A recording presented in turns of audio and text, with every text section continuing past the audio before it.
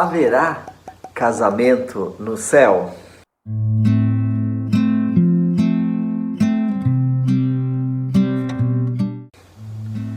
Em uma síntese de Vinícius Domingos, citado por Natanael Moraes, Jesus virá para restaurar todas as coisas que com tanto amor criou e abençoou.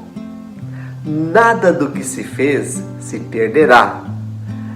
Sua criação, a criação de Deus, é sábia e perfeita, não havendo nada de objetável.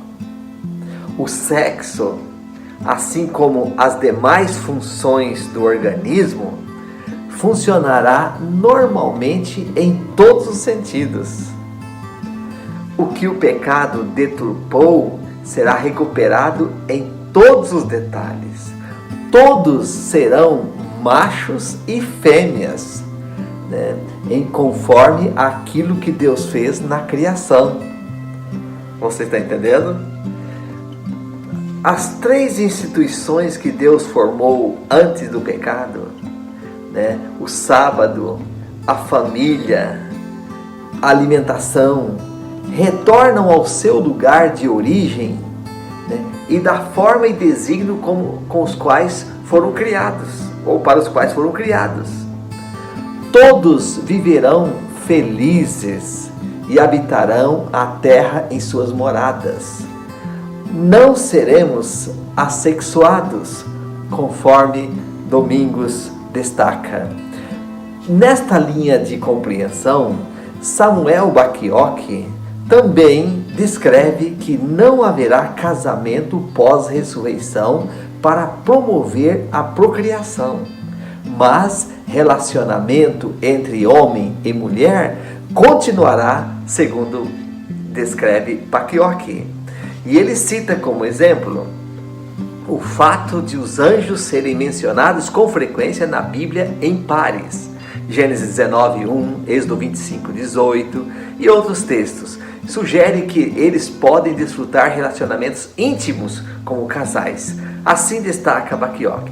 Também nessa linha de compreensão, os fariseus no tempo de Cristo criam que os salvos no céu continuarão a exercer as funções conjugais.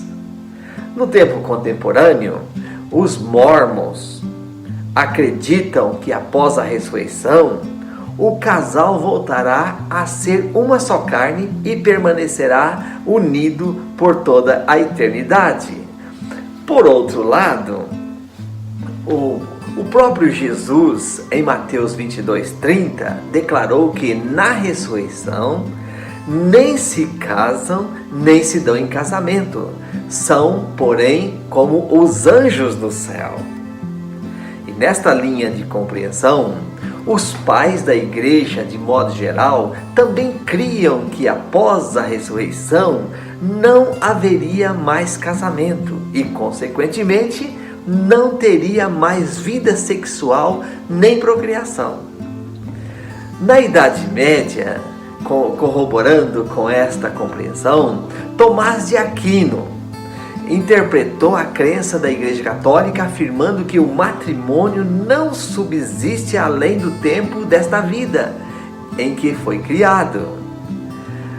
Nos dias mais agora atuais, na atualidade, modernos, há igrejas como católica, luterana, batista, adventistas do sétimo dia, ensinam que o casamento e, consequentemente, as relações sexuais e a procriação são atividades restritas à presente vida na terra. Você está compreendendo? A Bíblia apresenta 3 fases do matrimônio. Saindo um pouquinho desta vertente e já voltaremos. Primeira fase, o casamento tinha 2 propósitos básicos: promover unidade através da relação sexual, Gênesis capítulo 2, verso 24, e favorecer a procriação, Gênesis 1, 28. Mas com a entrada do pecado, foi acrescido outro propósito: o casamento monogâmico deveria impedir a impureza sexual. de acordo com 1 Coríntios 7, 1 e 2. Segunda fase do casamento, na lei mosaica, permitiu o divórcio por iniciativa do marido, caso sua esposa não fosse agradável aos seus olhos, podendo lhe dar termo de divórcio e com isso despedi-la de casa. Deuteronômio 24, verso 1. Embora estivesse na lei de Moisés, este preceito encontrava-se fora do propósito original de Deus definido da criação. A terceira fase do casamento é definida por Jesus em seu diálogo com os fariseus, por causa da dureza do coração daquele povo. É que Moisés permitiu repudiar as mulheres. Entretanto, Jesus disse que não era assim, ou não foi assim desde o princípio. Mateus 19, verso 8. E em Mateus 19 também, verso 4 a 6, Jesus restaura o casamento ao plano original da criação. Ou seja, ele confirma que a união conjugal é monogâmica e indissolúvel. Ok? Então agora vamos ver o que Ellen White declara sobre o casamento no céu. Vale a pena ver? Vamos juntos? Muito bem. Então ela descreve no livro Medicina e Salvação, página 99 e página 100. Homens há hoje que expressam a crença de que haverá casamento no céu e nascimento na nova terra. Os que creem nas escrituras, porém, não podem admitir tais doutrinas, diz essa autora. A doutrina de que nascerão filhos na nova terra não constitui parte da firme palavra profética.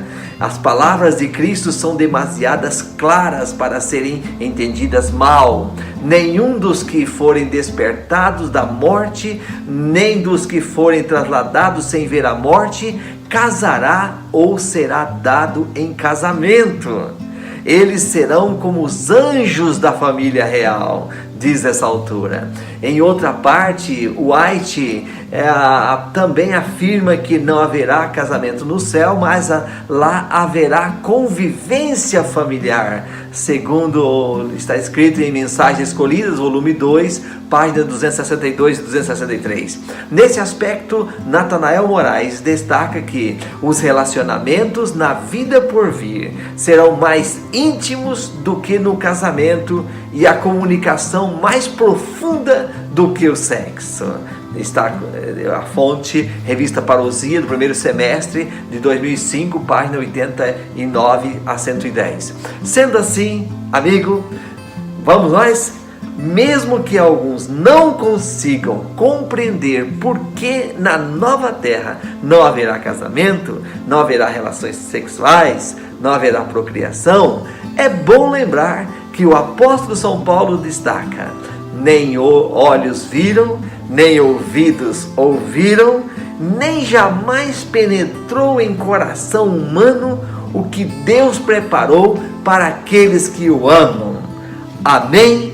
Sendo assim, o nosso grande propósito deve ser ter uma vida feliz nesta terra com a nossa família, com o nosso cônjuge e nos preparar para a vida que Deus está reservando para todos os salvos lá na eternidade. E assim seremos felizes para sempre com o nosso Deus, nosso Criador. Que Deus nos abençoe.